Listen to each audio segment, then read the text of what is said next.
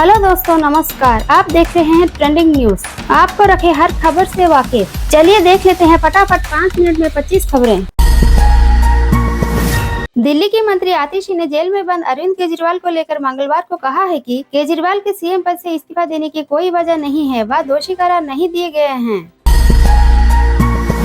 दिल्ली के आप नेता व मंत्री आतिशी ने कहा कि बीजेपी ने मेरे बहुत करीबी लोगों के जरिए मुझे बीजेपी में शामिल करने के लिए मुझसे संपर्क किया है। मुझे कहा गया है कि बीजेपी में शामिल हो जाओ, वरना आने वाले 1 महीने में ईडी तुम्हें गिरफ्तार कर लेगी।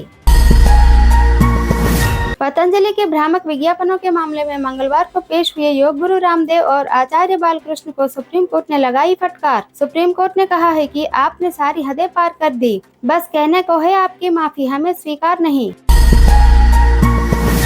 भारतीय रिजर्व बैंक ने 1 अप्रैल 2024 से ऋण लेने वालों के लिए राहत देने वाला नया नियम कर दिया है लागू।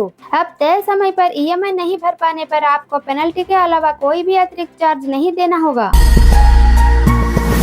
सुप्रीम कोर्ट ने मंगलवार को आप सांसद संजय सिंह को दिल्ली शराब नीति घोटाला केस में जमानत देते हुए ईडी से कहा कि आपने उन्हें 6 महीने जेल में रखा और कोई पैसा बरामद नहीं हुआ। ईडी ने कोर्ट से कहा कि संजय सिंह को जमानत देने में उसे कोई आपत्ति नहीं है। आपकी राज्यसभा सांसद स्वाति मानीवाल ने सुप्रीम कोर्ट द्वारा आप सांसद संजय सिंह को दिल्ली शराब नीति केस में जमानत दिए जाने पर प्रतिक्रिया देते हुए एक्स पर लिखा कि शेर ज्यादा दिन कैद नहीं किए जा सकते, संजय सिंह जिंदाबाद। आप नेता संजय सिंह की जमानत को लेकर झारखंड के पूर्व मुख्यमंत्री हेमंत सोरेन की पत्नी कल्पना मुर्मू सोरेन ने एक्स पर लिखा है कि तानाशाही ताकतों का किला ध्वस्त होना शुरू हो गया है। उन्होंने कहा कि संजय सिंह ने अन्यायपूर्ण कारावास के खिलाफ एक बड़ी जंग जीती है, यह सत्य और संघर्ष की जीत है।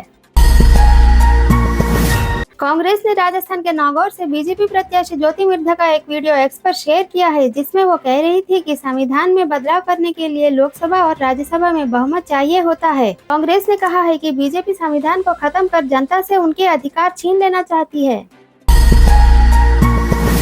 जम्मू कश्मीर के पूर्व मुख्यमंत्री और नेशनल कॉन्फ्रेंस के प्रमुख फारूक अब्दुल्ला ने मंगलवार को पत्रकारों से बातचीत के दौरान कहा है कि बीजेपी देश में रूस और चीन जैसा शासन चाहती है। उन्होंने कहा कि संविधान की रक्षा के लिए इंडिया ब्लॉक का गठन किया गया है, क्योंकि ऐसी आशंका है कि भाजपा द्वारा संविधान को समाप्त कर दिया जाएगा।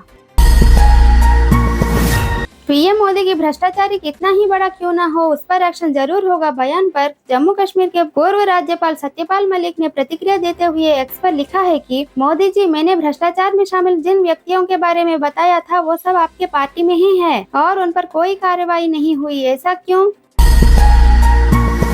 तिहाड़ जेल में दिल्ली के मुख्यमंत्री अरविंद केजरीवाल ने पहली रात को सीमेंट के प्लेटफॉर्म पर कुछ ही देर सोए थे। जेल में लाए जाने के बाद उनका शुगर लेवल 50 मिलीग्राम से कम था। उन्हें रात को घर का खाना, गद्दा, कंबल और तकिए दिए गए थे। Bihar state power holding company limited ने 2610 पदों पर निकाली गई भर्ती की प्रक्रिया फिलहाल तकनीकी कारणों के चलते स्थगित कर दी है। रिपोर्ट्स के मुताबिक तकनीकी खामियां दूर कर अगले महीने से आवेदन प्रक्रिया पुनः शुरू की जाएगी। पंजाब के पटियाला से आपके पूर्व सांसद धर्मवीर गांधी कांग्रेस में हुए शामिल। अटकलें हैं कि पटियाला से लड़ सकते हैं लोकसभा चुनाव। क्रू की कमी के कारण सोमवार को विस्तारा की देश भर में 50 से अधिक फ्लाइट्स हुई रद्द, जबकि 160 उड़ानों में हुई देरी। रिपोर्ट्स के मुताबिक सैलरी रिवाइज करने की मांग को लेकर सिक लीव पर चले गए हैं कई पायलट। पश्चिम बंगाल के मुख्यमंत्री ममता बनर्जी ने जलपाईगुड़ी में आए तूफान की वजह से मारे गए लोगों के परिजनों और घायलों से की मुलाकात और आदिवासी महिलाओं के साथ किया नृत्य। बिहार के मुजफ्फरपुर से बीजेपी सांसद अजय निषाद का टिकट काटने के बाद बीजेपी छोड़कर कांग्रेस में हुए शामिल। आंध्र प्रदेश में एक चरण में 13 मई को होने वाले विधानसभा चुनाव के लिए कांग्रेस ने मंगलवार को 114 सीटों पर उतारे उम्मीदवार। ओडिशा में बीजेपी ने मंगलवार को विधानसभा चुनाव के लिए 112 उम्मीदवारों की सूची कर दी है जारी।